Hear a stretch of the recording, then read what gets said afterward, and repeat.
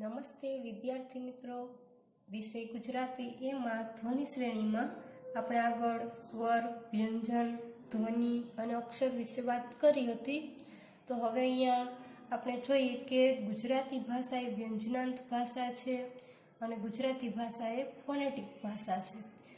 ગુજરાતી ભાષા વ્યંજનાંત ભાષા.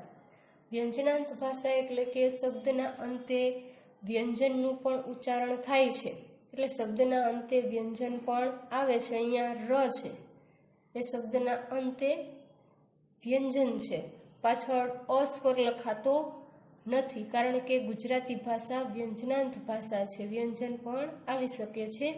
ગિરિધર શબ્દનું ઉચ્ચારણ કરીએ છીએ ત્યારે ગિરિધરમાં રની પાછળ અનું ઉચ્ચારણ થતું નથી, પરંતુ ર જે છે એ આગળ કોઈ પણ વ્યંજન સાથે જો જોડાક્ષર હોય તો અનું ઉચ્ચારણ થાય. જોડાક્ષરમાં અનું ઉચ્ચારણ થતું હોય છે.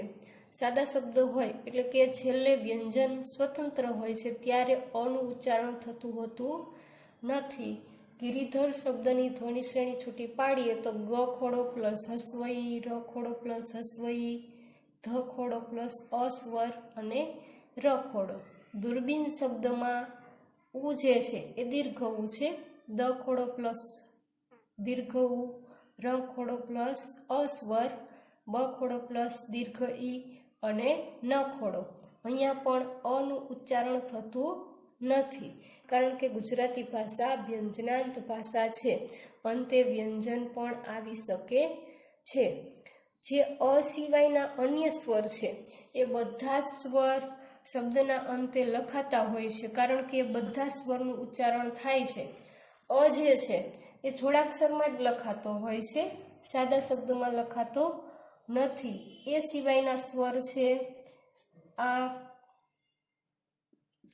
પછી હસ્વઈ, દીર્ઘઈ, હસ્વઉ, દીર્ઘઉ, રૂ, એ, ઐ, ઓ અને ઔ. આ બધા સ્વર જે છે એ શબ્દના અંતે લખાતા હોય છે. અ જે છે એ જોડાક્ષરમાં જ લખાતો હોય છે. અહીંયા જોઈ શકીએ છીએ વહાલો શબ્દમાં પાછળ ઓ સ્વર આવે છે તો એમાં ઓ સ્વર લખાય છે. વ ખોડો ત્યારબાદ અસ્વર, હ ખોડો ત્યારબાદ આ સ્વર, લ ખોડો ત્યારબાદ ઓ સ્વર. આ રીતે અ જે છે એ સાદા શબ્દોમાં જ લખાતો હોય છે. આપણે જોઈએ કે અહીંયા રમ શબ્દ લખેલો છે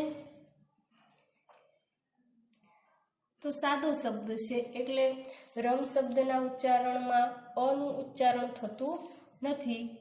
ર ખોડો ત્યારબાદ અસ્વર, ત્યારબાદ મ ખોડો. અહીંયા પાછળ અનું ઉચ્ચારણ થતું નથી, પરંતુ જો આપણે જોડાક્ષર લખીએ તો એમાં અનું ઉચ્ચારણ થાય છે. રમ્યમાં ર ખોડો ત્યારબાદ અસ્વર, મ ખોડો, એના પછી સ્વર લખાશે નહીં, કારણ કે અડધો છે મ.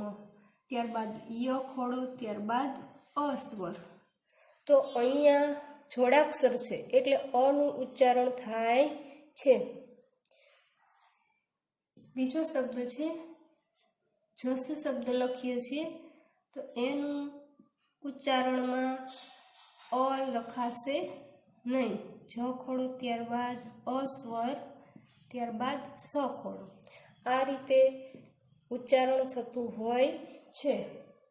પરંતુ જો આપણે જસ્ન એવો શબ્દ લખીએ છીએ તો પાછળ અ લખાય છે. જ ખોડો ત્યારબાદ અસ્વર, સ ખોડો, ત્યારબાદ ન ખોડો, ત્યારબાદ અસ્વર. આ રીતે છેલ્લે અનું ઉચ્ચારણ થતું હોય છે.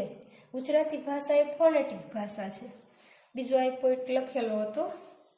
ફોનેટિક ભાષા એટલે કે જે પ્રમાણે આપણે ઉચ્ચારણ કરીએ છીએ એ જ પ્રમાણે લખાય છે. ગુજરાતી ભાષામાં એવું છે. એટલે તો અહીંયા રમ શબ્દમાં અનું ઉચ્ચારણ થતું નથી, એટલે ધ્વનિ શ્રેણી પણ એ પ્રમાણે છૂટી પડે છે. રમ્ય શબ્દમાં અનું ઉચ્ચારણ થાય છે તો એમાં ધ્વનિ શ્રેણીમાં અ લખાય છે. આ રીતે જે રીતે આપણે ઉચ્ચારણ કરીએ છીએ એ જ રીતે ગુજરાતી ભાષામાં લખાય છે, એટલે તો એને ફોનેટિક ભાષા કહે છે. અંગ્રેજી ભાષા છે એ ફોનેટિક ભાષા નથી. જો પુટ શબ્દ લખીએ આપણે પુટ, તો એનો સ્પેલિંગ આ રીતે થાય, પરંતુ કટનો સ્પેલિંગ પણ CUT થતો હોય છે. તો એને આપણે કુટ એમ નથી કહી શકતા. ફાઇલ છે શબ્દ FILE, તો એનું ઉચ્ચારણ ફાઇલ, એને ફિલે એમ નથી કહેતા. એટલા માટે આપણે જે ઉચ્ચારણ કરીએ છીએ એ રીતે લખાતું નથી. એટલે અંગ્રેજી ભાષા ફોનેટિક ભાષા નથી, પરંતુ ગુજરાતી ભાષા છે એ ફોનેટિક ભાષા છે. જે પ્રમાણે ઉચ્ચારણ કરો છો એ જ પ્રમાણે લખાય છે. સાદા શબ્દમાં જ્યારે અહીંયા જોડાક્ષર નથી ત્યારે અ લખાતો નથી, કારણ કે એ બોલાતો નથી, પરંતુ જોડાક્ષરમાં અ ઉચ્ચારણ થાય છે તો એ લખાય છે. ત્યારબાદ જન શબ્દ છે. જ ખોડો, ત્યારબાદ અ સ્વર, ત્યારબાદ ન ખોડો. પરંતુ જન્મ શબ્દ લખીએ છીએ તો જ ખોડો, ત્યારબાદ અ સ્વર, ન ખોડો, ત્યારબાદ મ ખોડો, ત્યારબાદ અ સ્વર. નિત શબ્દ છે તો એમાં પાછળ અનું ઉચ્ચારણ થતું નથી. ન ખોડો, અસ્વઈ, ત્યારબાદ ત ખોડો. પરંતુ નિત્ય શબ્દ બોલીએ છીએ તો પાછળ જોડાક્ષર છે એટલે અ લખાય છે, કારણ કે ઉચ્ચારાય છે, બોલાય છે. ન ખોડો, ત્યારબાદ અસ્વઈ, ત ખોડો, ત્યારબાદ ય ખોડો, ત્યારબાદ અસ્વર. કર શબ્દ છે તો એમાં અનું ઉચ્ચારણ થતું નથી. ક ખોડો, ત્યારબાદ અસ્વર, ત્યારબાદ ર ખોડો. પરંતુ કર્ણ લખીએ છીએ, અહીંયા હણ ઉપર રેપ છે એટલે એમાં આ વ્યંજન પહેલાં જ રનું ઉચ્ચારણ થાય છે. ક ખોડો, ત્યારબાદ અસ્વર, ર ખોડો, ત્યારબાદ હણ ખોડો, ત્યારબાદ અસ્વર.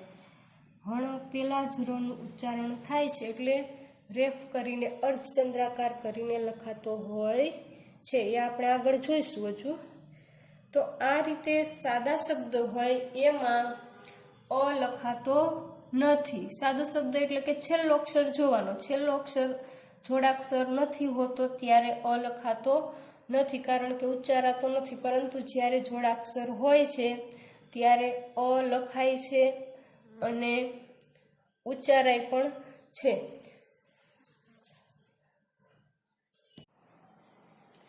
નમસ્તે વિદ્યાર્થી મિત્રો, ગુજરાતીમાં ધ્વનિ શ્રેણી વિશે વાત શરૂ હતી. આપણે આગળ જોયું કે જે સાદો શબ્દ હોય એટલે કે શબ્દના અંતે આવતો વ્યંજન જ્યારે સ્વતંત્ર હોય, જોડાક્ષર નથી હોતો ત્યારે અ લખાતો નથી, ઉચ્ચારાતો નથી. અને જ્યારે છેલ્લે વ્યંજન અનો જોડાક્ષર હોય છે ત્યારે અ લખાતો હોય છે, એ આપણે જોયું હતું. હવે જે ગુજરાતી વ્યંજનો દ અને સ જે છે એના જોડાક્ષર વિશે વાત કરીશું કે ગુજરાતી વ્યંજન દ અને સ જ્યારે જોડાક્ષરમાં પૂર્વ વ્યંજન તરીકે આવે છે. પૂર્વ વ્યંજન તરીકે દ કે સ હોય, અહીંયા બધા જ પૂર્વ વ્યંજન દ છે અને એની સાથે અન્ય જોડાક્ષર છે. તો ત્યારે આવી રીતે જ્યારે દની સાથે બીજો કોઈ વ્યંજન જોડાક્ષર હોય છે ત્યારે દનું લિપિ ચિહ્ન દેવનાગરી લિપિ ચિહ્ન થતું હોય છે. એટલે કે ગુજરાતી અને સંસ્કૃત અને હિન્દીમાં દ આપણે આ રીતે લખતા હોઈએ છીએ. આ રીતે દ લખતા હોઈએ છીએ તો એને દેવનાગરી લિપિ ચિહ્ન પ્રમાણે એવી રીતે દ લખાતો હોય છે. અહીંયા જોઈએ તો દ જે છે એની સાથે દ જોડાક્ષર છે, અન્ય વ્યંજન દ જ છે, તો એનું લિપિ ચિહ્ન આ પ્રમાણે થાય છે. દ અને દ જોડાક્ષર હોય ત્યારે આ રીતે અહીંયાથી દેવનાગરી લિપિ પ્રમાણેનો દ અહીંયાથી દેખાય છે આપણને. તો મુદ્દો શબ્દ છે, હોદ્દો શબ્દ છે, આવા શબ્દોમાં દ બેવડાય છે. દ 2 વખત બોલાતો હોય છે, એટલે એના ઉચ્ચારણમાં દ 2 વખત બોલાય છે ત્યારે આવી રીતે દ લખાતો હોય છે.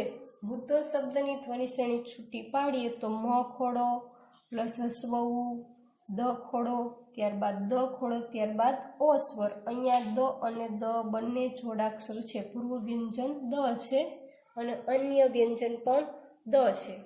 ત્યારબાદ દ અને ધ જોડાક્ષર છે. પૂર્વ વ્યંજન દ છે અને એની સાથે અન્ય વ્યંજન ધ છે. ત્યારે આ રીતે લખાય છે. દ જે છે દેવનાગરી લિપિ ચિહ્ન પ્રમાણે આ રીતે લખીએ છીએ. અહીંયાથી ધ જે છે એ જોડાક્ષર છે. આ રીતે લખાતો હોય છે. એક ઉદાહરણ જોઈએ તો પ્રસિદ્ધ શબ્દ છે, એમાં પ્રસિદ્ધ અહીંયા દ અને ધ જોડાક્ષર છે.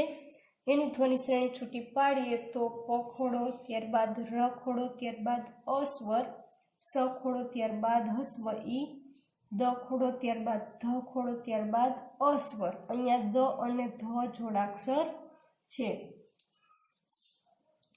ત્યારબાદ દ પૂર્વ વ્યંજન છે, એની સાથે અન્ય વ્યંજન મ છે. તો આ રીતે લખાય છે.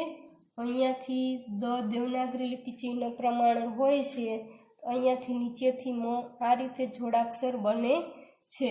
તો એનું ઉદાહરણ જોઈએ. પદ્મ શબ્દ છે, એમાં આપણે જોઈ શકીએ છીએ કે દ દેવનાગરી લિપિ ચિહ્ન પ્રમાણે લખાયો છે. એની ધ્વનિ શ્રેણી છૂટી પાડીએ તો પ ખોડો, ત્યારબાદ અ સ્વર, દ ખોડો, ત્યારબાદ મ ખોડો, ત્યારબાદ અ સ્વર. અહીંયા દ અને મ જોડાક્ષર છે. ત્યારબાદ દ પૂર્વ વ્યંજન હોય, એની સાથે અન્ય વ્યંજન ય હોય ત્યારે આ રીતે લખાય છે. દ આ રીતે લખાતો હોય છે.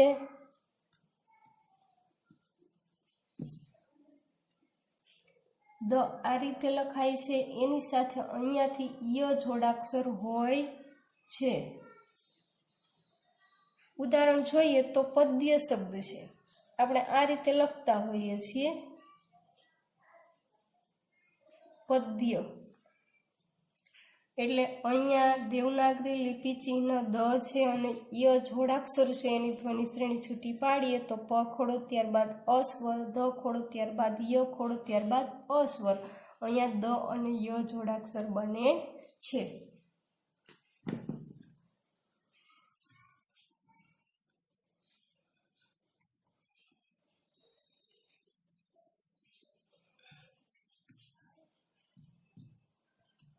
ત્યારબાદ દ અને ર જોડાક્ષર જોઈએ તો પૂર્વ વ્યંજન દ છે અને અન્ય વ્યંજન આખો ર છે. ત્યારે આ રીતે લખાતો હોય છે. આ દ્ર આડી રેખા કરીને. અહીંયા એક ઉદાહરણ જોઈએ તો મુદ્રા શબ્દ છે. મુદ્રા શબ્દમાં ધ્વનિ શ્રેણી છૂટી પાડીએ તો મ ખોડો, ત્યારબાદ હસ્વ ઉ, ત્યારબાદ દ ખોડો. દ તો અડધો જ ઉચ્ચારણ થાય છે, રનું આખું ઉચ્ચારણ થાય છે. ર ખોડો, ત્યારબાદ આ સ્વર મુદ્રા. ત્યારબાદ પૂર્વ વ્યંજન દ છે અને એની સાથે અન્ય વ્યંજન વ હોય ત્યારે આ રીતે લખાય છે. અહીંયાથી વ જોડાક્ષર છે, આમ દ લખાતો હોય છે, અહીંયાથી વ દેખાય છે આપણને. તો આ રીતે લખાતો હોય છે. એનું ઉદાહરણ જોઈએ તો વિદ્વાન શબ્દ છે. વિદ્રાન બોલતા હોય આપણે, પણ વિદ્વાન દ અને વ નું જોડાક્ષર હોય છે. તો અહીંયા જોઈએ તો વ ખોડો પ્લસ હસ્વઈ, દ ખોડો, ત્યારબાદ વ ખોડો, ત્યારબાદ આ સ્વર, ત્યારબાદ ન ખોડો. પાછળ અ લખાશે નહીં. ત્યારબાદ પૂર્વ વ્યંજન દ છે અને એની સાથે અન્ય સ્વર છે, વ્યંજન નથી, રૂ છે, તો આ રીતે લખાય છે.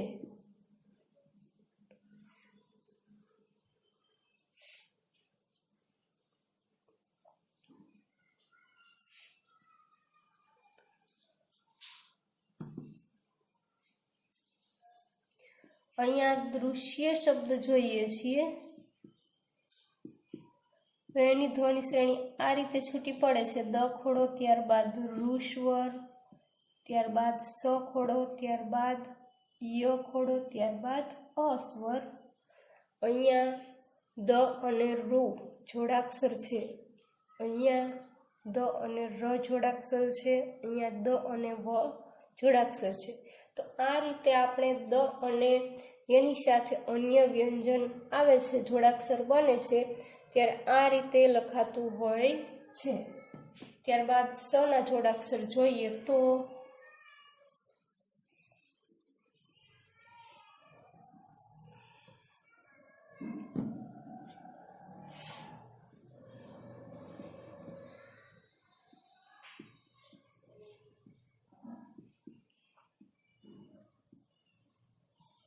સના જોડાક્ષર છે, એમાં સ પૂર્વ વ્યંજન છે અને એની સાથે જ્યારે ર આવે છે ત્યારે આ રીતે સ્ર લખાય છે. સ જે છે એ આ રીતે ઊંધો લખાતો હોય છે જ્યારે જોડાક્ષર બનતો હોય છે ત્યારે. અહીંયા એની સાથે આ આડી રેખા છે એ ર છે, તો આ રીતે સ્ર લખાતો હોય છે. શબ્દ જોઈએ તો શ્રવણ શબ્દ છે, એની ધ્વનિ શ્રેણી છૂટી પાડીએ તો સ અને ર જોડાક્ષર છે. સ અડધો છે અને ર આખો છે. સ ખોડો, ર ખોડો, ત્યારબાદ અ સ્વર, વ ખોડો, ત્યારબાદ અ સ્વર, ત્યારબાદ હણો ખોડો. અહીંયા અ લખાશે નહીં. ત્યારબાદ સ અને વનું જ્યારે જોડાક્ષર હોય છે ત્યારે આ રીતે લખાય છે સ્વ. શ્વાન શબ્દ છે, તો સ ખોડો, ત્યારબાદ વ ખોડો, ત્યારબાદ આ સ્વર, ત્યારબાદ ન ખોડો. સની સાથે જ્યારે ચ જોડાક્ષર આવે છે, હિન્દી ને સંસ્કૃતમાં આ રીતે ચ લખતા હોઈએ છીએ, તો અહીંયા સ જે છે એ આ રીતે ઊંધો લખાતો હોય છે અને અહીંયાથી ચ જોડાક્ષર છે. સ અને ચ, સ અડધો અને ચ આખો. ઉદાહરણ જોઈએ તો નિશ્ચિત શબ્દ છે, એમાં સ અને ચ નો જોડાક્ષર અહીંયા જોઈ શકીએ છીએ. એની ધ્વનિ શ્રેણી છૂટી પાડીએ ન ખોડો પ્લસ સ્વઈ, સ ખોડો, ત્યારબાદ ચ ખોડો, ત્યારબાદ ઈશ્વર, ત્યારબાદ ત ખોડો. અ લખાશે નહીં, કારણ કે આગળ જોડાક્ષર નથી, એ તો વચ્ચે જોડાક્ષર છે. જ્યારે પાછળ છેલ્લો વ્યંજન જોડાક્ષર હોય તો અ લખાય છે. બરાબર છે.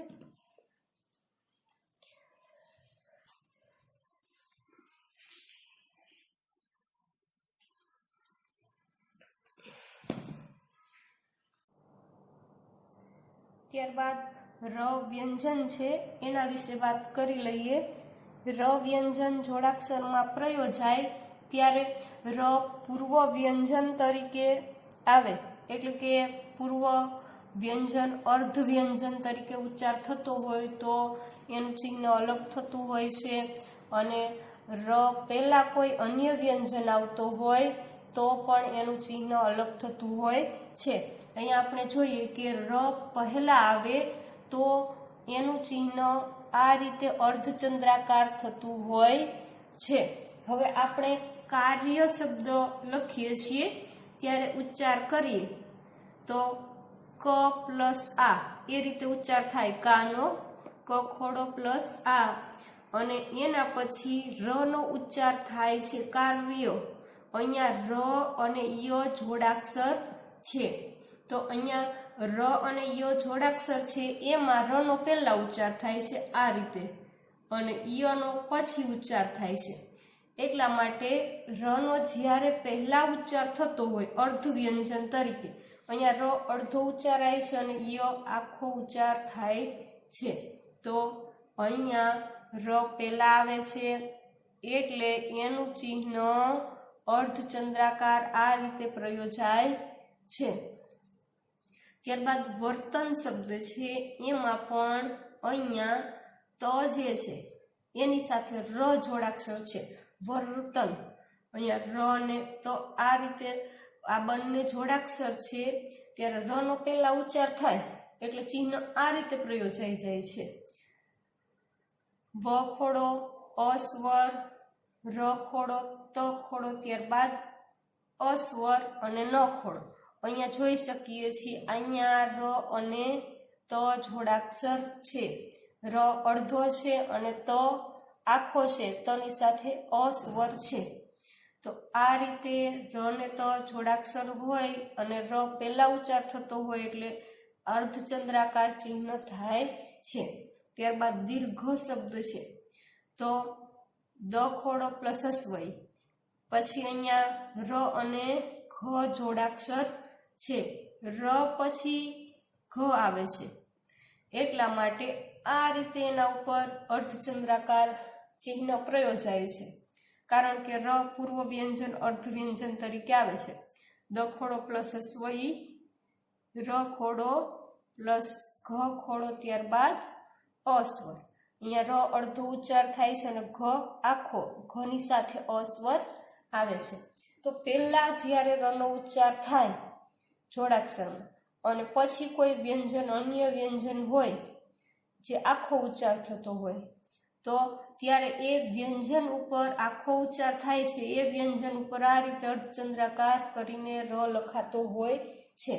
પરંતુ જ્યારે અન્ય વ્યંજન પહેલા ઉચ્ચારાઈ જાય અને રનો ઉચ્ચાર પછી થાય છે ત્યારે આડી રેખા કરીને ચિહ્ન પ્રયોજાતું હોય છે। અહીંયા શબ્દ જોઈએ તો વ્રત શબ્દ છે એમાં ર ને વ બંને જોડાક્ષર છે પણ રનો પહેલા ઉચ્ચાર નથી થતો વનો પહેલા ઉચ્ચાર થાય છે અને એ પણ વ અડધો ઉચ્ચારાય છે અને ર આખો ઉચ્ચારાય છે।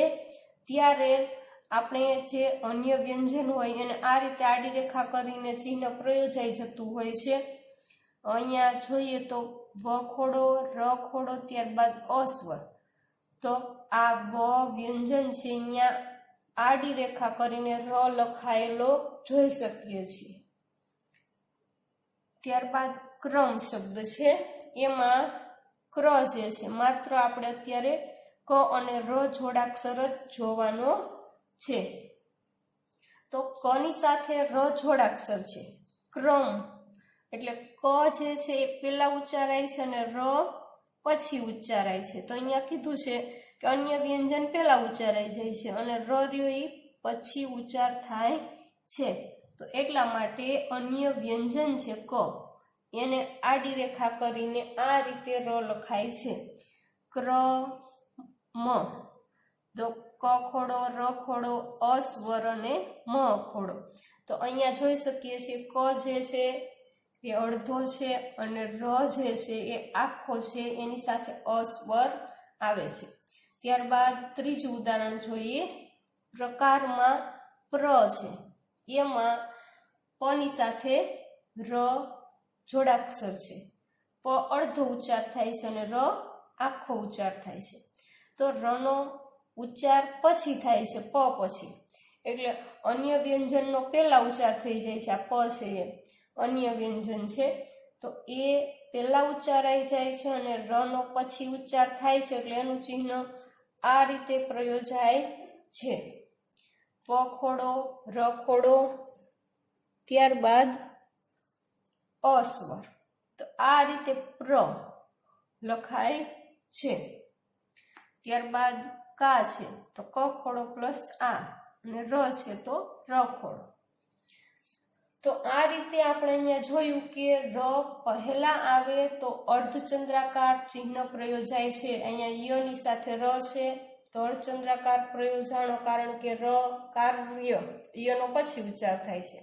વર્તન તો પેલા રનો ઉચ્ચાર થાય છે એટલે અર્ધચંદ્રાકાર. દીર્ઘ તો ર અને ઘ જોડાક્ષર રનો પેલા ઉચ્ચાર થાય એટલે રેપ થઈ જાય છે. પણ જો ર નો પછી ઉચ્ચાર થતો હોય ત્યારે આડી રેખા કરીને ચિહ્ન પ્રયોજાતું હોય છે.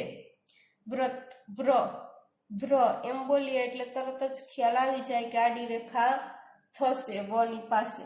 ક્ર એમ ઉચ્ચાર કરીએ તો ક્ર એટલે રનો પછી ઉચ્ચાર થાય છે એટલે કને આડી રેખા થશે આપણને ખબર પડી જાય છે. પ્ર બોલીએ એટલે તરત ખ્યાલ આવી જાય પ પછી રનું ઉચ્ચારણ થાય છે એટલે પ ને આડી રેખા થશે. આ રીતે ઉચ્ચાર થાય એ ઉપર આપણે અહીંયા ચિહ્ન પ્રયોજાતું હોય છે. આપણે ર વિશે વાત કરી એટલે હવે કેટલાક જોડાક્ષર પણ જોઈ લઈએ. અહીંયા એક તો પેલા ઉદાહરણ જોઈ લઈએ. ર લખ્યો હોય છે ત્યારે આ રીતે સ ખોડો, ર ખોડો, ત્યારબાદ અસ્વર, આ રીતે અહીંયા જોડાક્ષર છે. આપણને ખ્યાલ છે કે અન્ય વ્યંજન પહેલા ઉચ્ચારાય છે અને રનું ઉચ્ચારણ પછી થયું છે એટલે આડી રેખા કરીને અહીંયા લખાયેલ છે ર, એ આપણે જોયું હતું આગળ. હવે પણ આ થોડોક ફર્ક જે છે એ જ આપણે જોવાનો છે. અહીંયા સ્ર બોલીએ છીએ સ્ર ત્યારે માત્ર આડી રેખા દેખાય છે, પરંતુ સ્ત્ર આપણે આ ત્ર ઉચ્ચાર કરીએ તો ર અ, તો એ જે છે એ અહીંયા આ રીતે લખાય છે સ્ત્ર. સહસ્ત્રલિંગ એવા શબ્દો હોય ત્યારે આ રીતે લખાતો હોય. થોડો ફરક હોય છે જે આપણે ધ્યાને લઈએ તો ધ્યાનમાં આવતો હોય છે. તો એની જે ધ્વનિ શ્રેણી છે એ આ રીતે છૂટી પડે. સ્ત્ર સખોડો, ત્યારબાદ ત ખોડો, ત્યારબાદ ર ખોડો, ત્યારબાદ અસ્વર. સ્ત્ર એટલે અહીંયા ત્ર છે આ અને અહીંયા સ છે. તો આ રીતે આપણે ધ્વનિ શ્રેણીમાં ખાસ ધ્યાન રાખવું પડે. ત્યારબાદ આર્દ્રતા શબ્દ છે. આર્દ્રતા શબ્દ આ રીતે લખાય છે ત્યારે આપણે જોઈ શકીએ છીએ કે દ્ર છે એમાં ઉપર રેપ પણ છે રનો અને આડી રેખા પણ છે, બંને છે. તો હવે એની ધ્વનિ શ્રેણી કઈ રીતે છૂટી પડશે? તો આ પ્લસ ર ખોડો પ્લસ દ ખોડો પ્લસ ર ખોડો, ત્યારબાદ અસ્વર, ત્યારબાદ ત ખોડો, ત્યારબાદ આ સ્વર. આ રીતે છૂટી પડશે. આ જે છે એ તો સ્વર છે. પછી અહીંયા જે રનો ઉચ્ચાર પહેલા પણ થાય છે રેફ કરીને અને રનો ઉચ્ચાર પછી પણ થાય છે આડી રેખા કરીને. એટલે દ પહેલા પણ ર લખાણો છે અને દ પછી પણ ર લખાયેલ જોઈ શકીએ છીએ. આર્દ્રતા ઉચ્ચાર કરીએ ત્યાં જ આપણને ખ્યાલ આવી જાય છે. અહીંયા આ જે દ્ર છે એની ધ્વનિ શ્રેણી આ રીતે છૂટી પડેલ છે. બરાબર છે. ત્યારબાદ એક આપણે બીજી વસ્તુ ધ્યાનમાં રાખવાની છે કે જ્યારે ત ઉપર ભાર આવતો હોય છે ત્યારે ત જે છે બેવડાતો હોય છે ત્યારે તનું પાંખું થોડુંક લાંબુ હોય છે. અહીંયા સતા શબ્દ છે તો જોઈ શકીએ આ રીતે પાંખું લાંબુ હોય. મહત્તા શબ્દ છે તો આવા શબ્દોમાં પાંખું થોડુંક લાંબુ હોય છે ત્યારે ત બેવડાતો હોય છે. એની ધ્વનિ શ્રેણી છૂટી પાડીએ ત્યારે આપણે ધ્યાન રાખવું પડે. આની ધ્વનિ શ્રેણી આ રીતે છૂટી પડે. સ ખોડો, ત્યારબાદ અસ્વર, ત ખોડો, ત ખોડો, ત્યારબાદ આ સ્વર. સત્તા, પછી મહત્તા, મ ખોડો, ત્યારબાદ અસ્વર, હ ખોડો, અ, ત ખોડો, ત ખોડો અને આ સ્વર. અહીંયા ત બેવડાય છે, અહીંયા પણ ત બેવડાય છે. તો તો આ રીતે આપણે ધ્યાન રાખવું પડે કે જ્યારે તનું પાંખું થોડુંક લાંબુ હોય છે, અહીંયા દેખાય છે, તો ત્યારે ત બેવડાતો હોય છે. બીજો શબ્દ છે સર્વોત્તમ.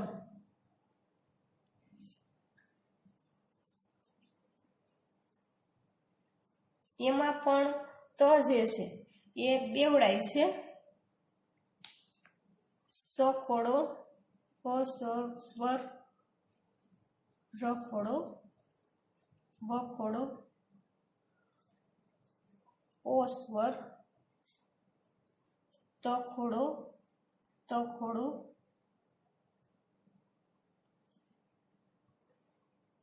અસ્વર અને મ ખોડો. આ રીતે ધ્વનિ શ્રેણી છૂટી પડતી હોય છે. સર્વોત્તમ એટલે તો બેવડાતો હોય છે. ત્યારબાદ પાઠ્યપુસ્તકમાં જે શબ્દો આપેલા છે એ બધા શબ્દો તમારે જાતે લખવાના છે, ધ્વનિ શ્રેણી છૂટી પાડવાની છે.